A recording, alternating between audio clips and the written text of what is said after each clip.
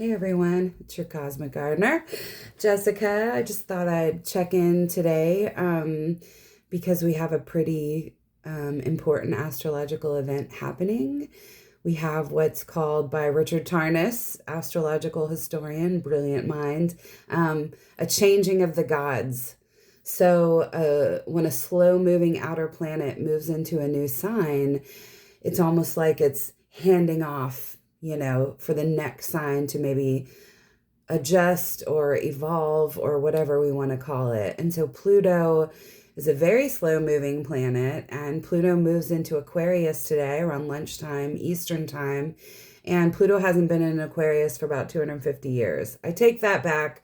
Pluto dipped in and out of Aquarius the last few years, but it's fully entering Aquarius now, and this is really, this is now where all that Plutonian energy will be focused. And so, often when there's like a big change with the outer planets, if they station direct or retrograde, and especially if they, change signs, we might notice this, in the news, in the world, in our lives.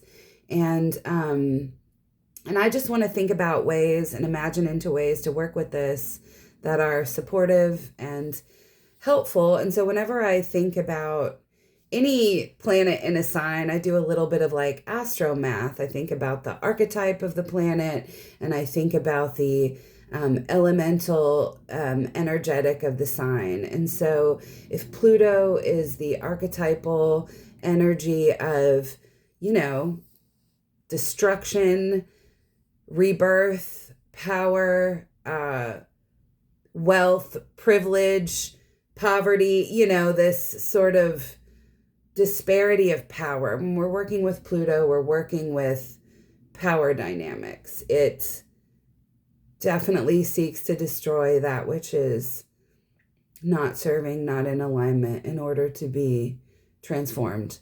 And Aquarius is a fixed air sign. And when I think about Aquarius, I think about, our perspective. I think about the atmosphere. I think about being able to look from above and to see all parts of the puzzle, how the whole system works together from a very kind of air logical standpoint. And the themes that are coming through for me with Pluto moving into Aquarius, and this is something I feel like we've been talking about in the culture, is this idea of belonging, this idea of community, this idea of a system functions best when all parts of the system belong and are an equal part of it. There's a level of balance and ecology to it. And I think about Aquarius as having this, logic, this strategy, this perspective of how the unique parts of any system and how that can come together to function, with a higher ideal. And we know that we're struggling with a lack of belonging, as humans on this planet. Like, we are divided, we are, we're infighting, we've got people, taking advantage of other people wanting to cast other people out, people murdering other people, people murdering the planet. It's like we all have to have our specific, identity of who we are so we can feel a sense of belonging with our own kind of group or tribe. And that is kind of beautiful, right? In a lot of ways. Who do we connect with? Who really do we resonate with? And how can we work with them?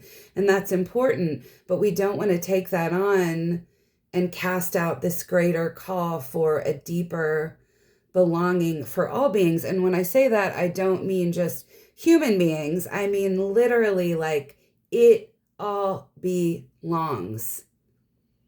We are just one species on this planet.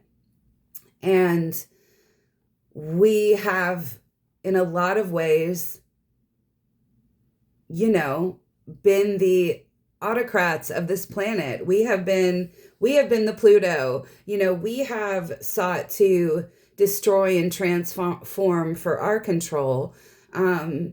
And when we sit back and we have to imagine that we are a part of a species that would murder large groups of people and other species, murder things that live differently or look differently than how we want them, that we would reject people or other beings for any reason. For any reason is just pretty disgusting and gross and nasty. And this is what Pluto wants us to look at, I imagine. I'm not saying it's not important to set boundaries with those in a community or in a collective that are toxic and hurtful and not wielding their power correctly.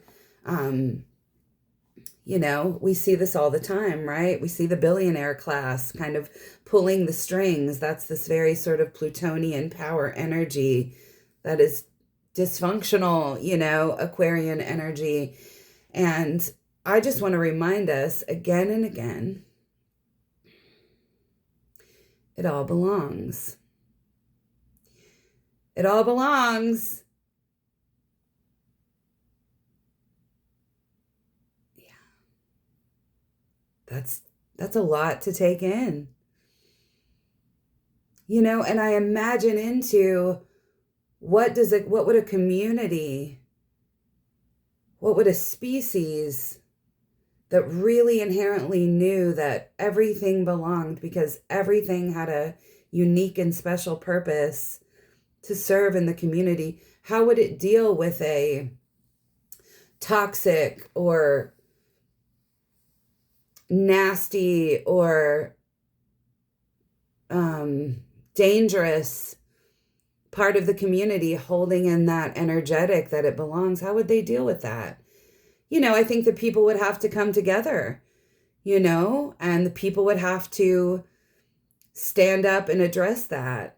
I think nature's kind of doing that to us right now. And I think it's really important to notice the direct symbolism here.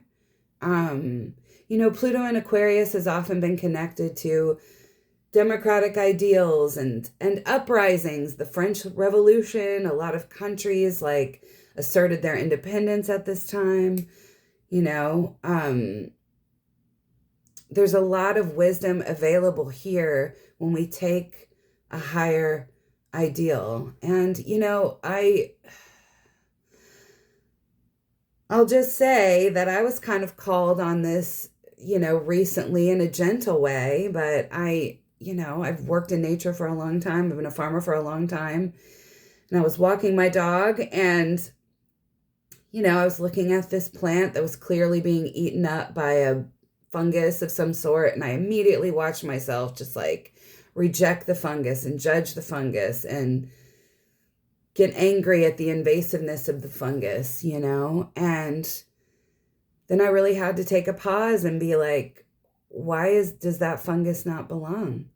Is that fungus not doing its wholehearted evolutionary intent of trying to survive in a place, in a habitat that it can?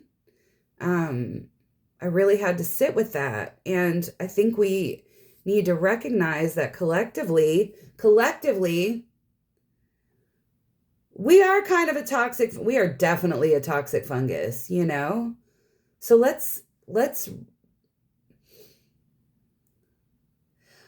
grieve and feel what that means for an entire system when a toxic fungus is bringing it out of balance. And let's imagine with that same understanding and compassion, how are we going to deal with the toxicity, the negativity, the power dynamics? And they're real, dude. I'm not acting like they're not real. People can't get housing. People are being murdered. Toxic things are gnarly. So says the media and reality. But how do we address the toxicity with a sense of belonging and a goal of understanding? I don't know. I think that's what Pluto in Aquarius can help us with. The The tough thing is, like, Pluto will trigger our shit, you know? It will make us look deeper, you know? It will force us to transform, you know, what's not working in the Aquarian system. So, you know, first step, cultivate a sense of belonging. Work on it. Try.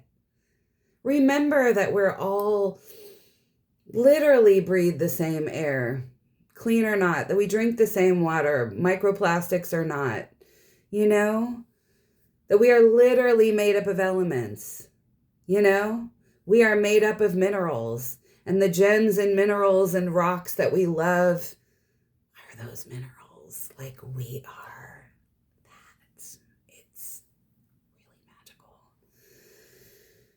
And I feel like this video might be a bit longer than I wanted, but I'm going to go for it. You know, the other thing that I sit with when I think about Pluto and Aquarius specifically is Aquarius really speaks to technology and innovation. The last time Pluto was in Aquarius, it really brought forth the age of enlightenment, and that moved into like the industrial age, right? So we saw where efficiency and manufacturing and technology could really improve that particular system, right? The system of goods and services.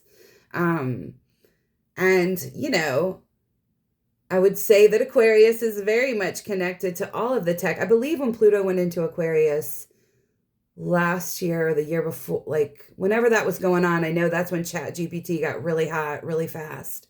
So we're thinking about artificial intelligence. When we think about Aquarius, we think about the power structure connected with that. You know, the internet was founded during Saturn in Aquarius, or was really kind of got cooking during Saturn in Aquarius. Aquarian rules tech, you know, and the interconnection and how we are so deeply interwoven with this, you know, technology, which is beautiful and amazing and fascinating. And I'm using it right now to talk to you from my home. And I can, you know, study and learn and collect data and information with this tech, and I can do things efficiently, and I can, you know, whatever, y'all know how it works. But, you know, I think we're really going to have to reckon with the power that this type of technology holds in our consciousness. And I'm just going to throw down like a woo intuition I have had for a very, very long time. And you can judge it if you want. That's fine. I belong. But, you know, I just feel like humanity has been really insecure for a long time. We haven't believed in ourselves. We haven't believed in our sense of belonging. And, you know, we have to continually create these external manifestations that prove our innate abilities, our innate power. Like, I believe if we really wanted to, we could tap in with, we could connect with, we could talk to anyone at any time, anywhere. I'm not saying that I do that all the time, but I do that a little bit. But we had to create a telephone to validate that, like, that can happen. We had to have the structure to say, oh, we can do that. And that's awesome. I'm on a phone right now. I love it. You know, same with the internet. I mean, talk to these Akashic record keepers and these ancient, you know, these ancient wisdom keepers. Like, we could probably tap into any level of consciousness and wisdom anywhere at any time. I feel like that frequency is available. Again, I am not going to pretend that I just know shit. Sometimes I do. But I definitely get a lot of downloads, and I sure like to, like, you know, check the Google Oracle to see if I'm really tapped into something. And so I guess what I'm imagining into is that, like, with this Pluto in Aquarius, we could really see the power dynamics, the challenges with our reliance on the external technology, you know, really kind of meeting all of our resources and answering all of our questions and telling all of our stories. I think it's important to address that and, make a logical, use some reason to decide like what level of that is healthy to participate in. And we will see likely fractures in that system, like a server goes out, the shit goes down. Like, let's think about that. But one thing I think that we could definitely do in this Pluto and Aquarius time for the next 20 years, Pluto is in Aquarius, is let's practice our own innate, inherent technology. Like, let's upgrade our operating systems to be tapped into this greater belonging to nature and each other. Let's listen in. I mean, we can do it. Like, we can be attentive to the weather and the seasons in many different ways. We can slow down and listen to our intuition. And, we can check that with the oracle, and we can Google that, and we can ask for counsel. But let's not throw out our innate technology on behalf of this manufactured technology that is giving us a manufactured sense of meaning right now.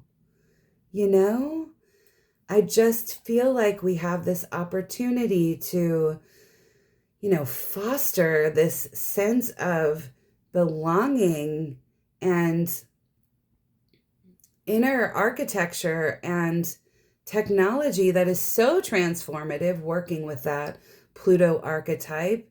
Is it easy? No. Is it scary? Absolutely.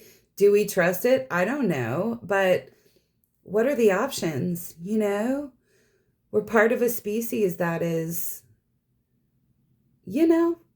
invasive, toxic, yucky, not good, destructive. We are much the Pluto in the system. How do we get to consciously engage with that and try something new and work with the energy available to us? I don't know, but I just want to affirm I belong to you and you belong to me. You're my sweet hearts. All right, it was cheesy. I'm a Leo. This was long. Have a great day. Good luck.